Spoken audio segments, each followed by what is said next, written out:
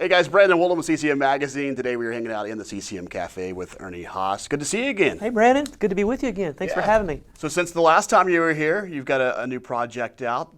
I do? Live in Amsterdam. Oh, you have it, you have it right in your here. pocket. Yeah. Live in Amsterdam, celebrating 20 years. Yes. Let's start with why the heck you recorded in Amsterdam. How did you end up there for this project? That's a great question.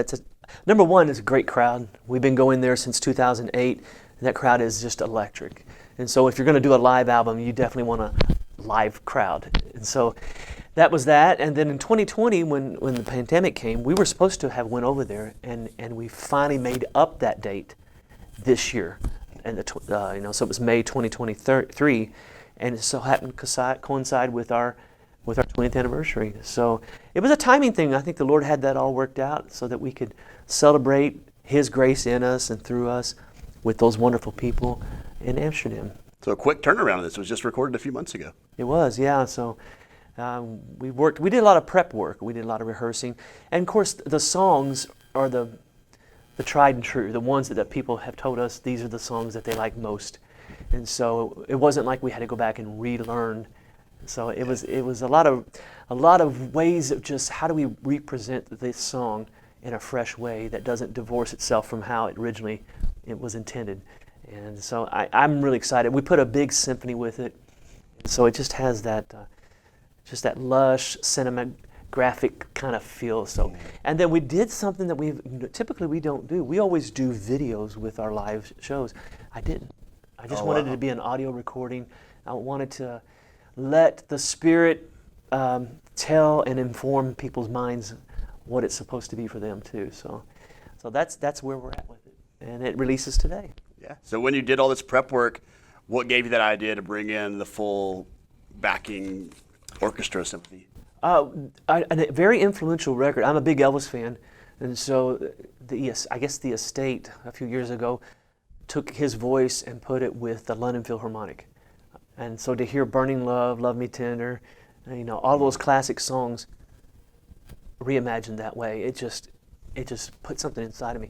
So, with our 20th anniversary coming, this year, my producer Wayne Hahn was like, we need to celebrate that. And I said, me, I don't like looking back. I always want to look forward.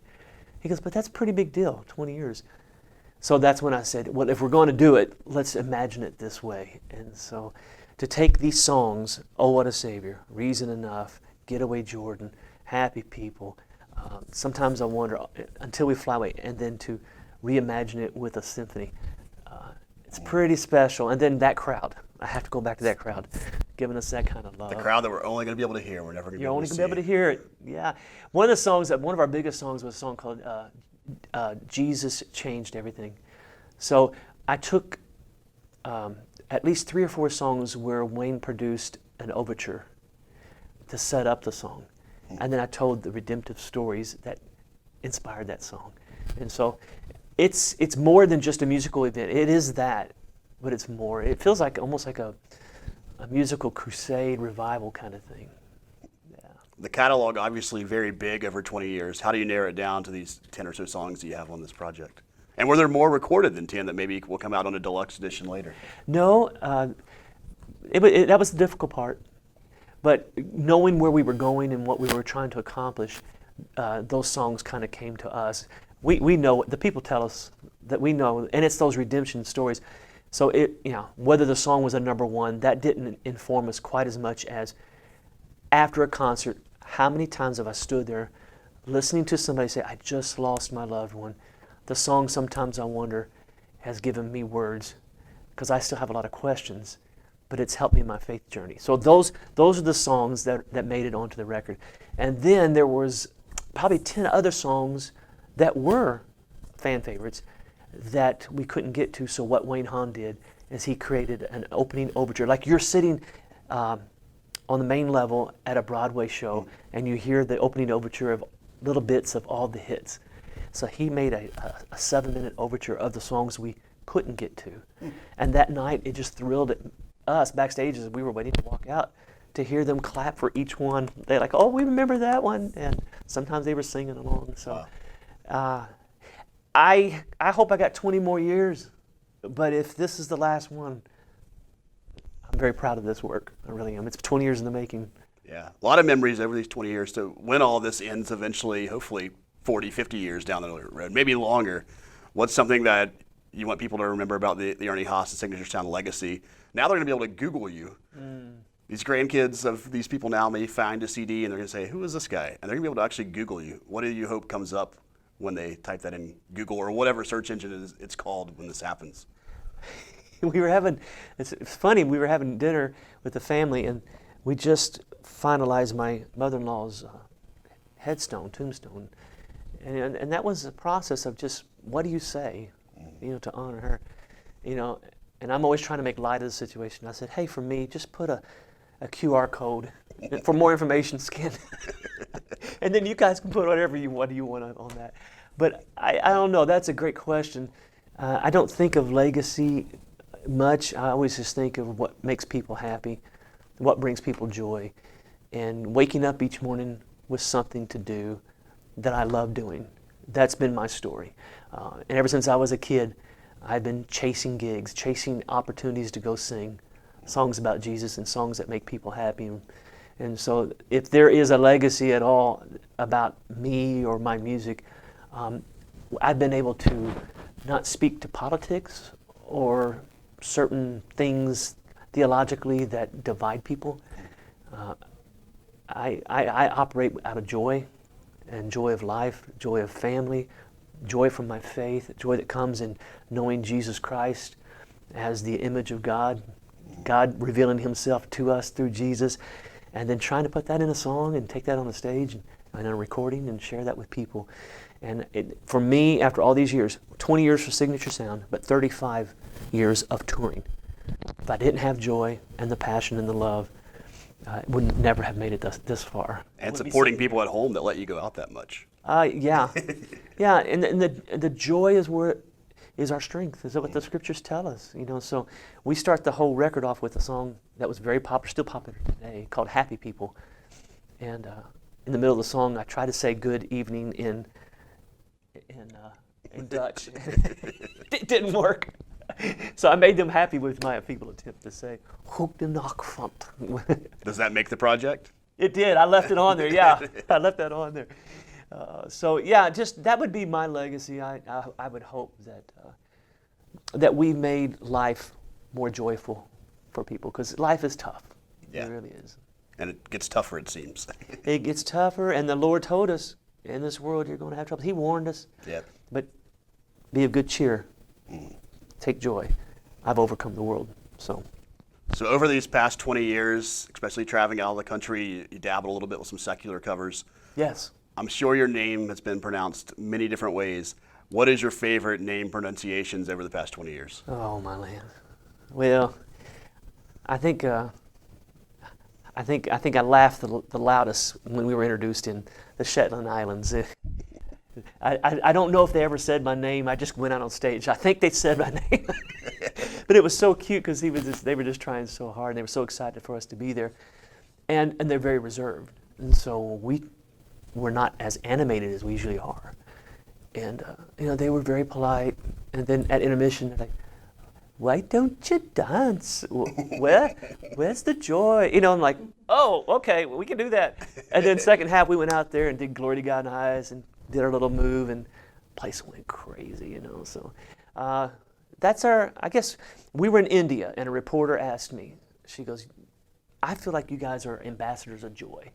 And so if they mess up my name, fine.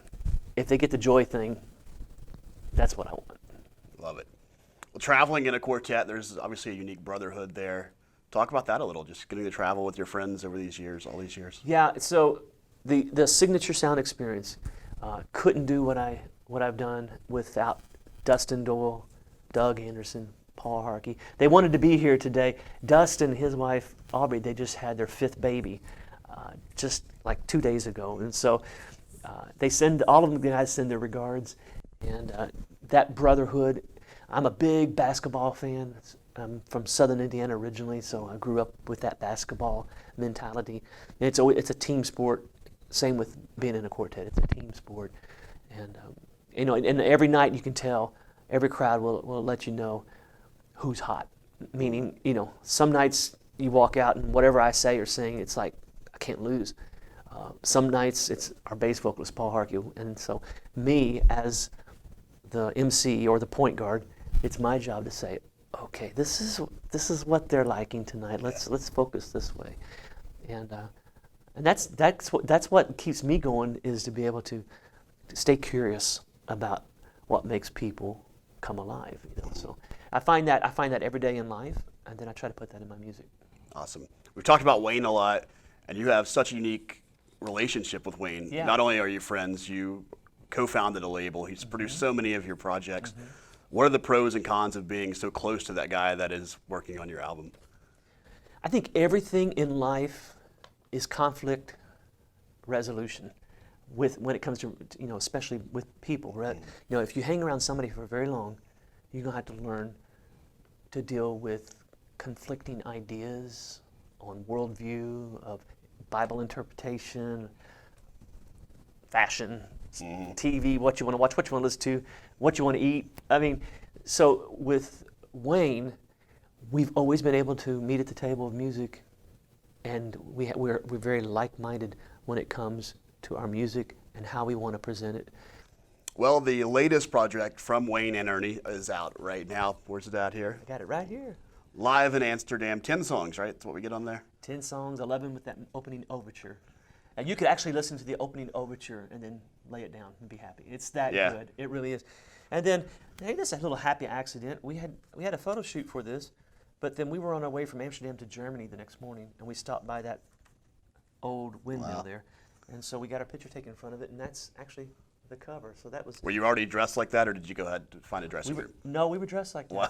Yeah, because we were running tight. We knew we were going to have to get there to the church. And worked out great. Yeah, it worked out great. But yeah, 10 songs. And if you're like me, you're old-fashioned, you want a hard copy, you can get that at our website, erniehaase.com, and all retails, Christian retails. And then, of course, a lot of people love to stream their music, so it's on all the platforms. So however you listen to music, I just encourage you to listen to Live in Amsterdam, and I would encourage you also to listen to it with someone. If something's really good, it's not good until you tell somebody it's good. If you see a beautiful sunrise, it's like, it's great, but then I want to go to my wife and say, man, I just saw the most beautiful sunrise. Come here, come here, come here. So share this with somebody, listen to it with them, and then when it's over with, I think you will find yourself starting to insert your redemption story, using that music as a starting point to share what God's grace has meant to you. That's what's happening with this record.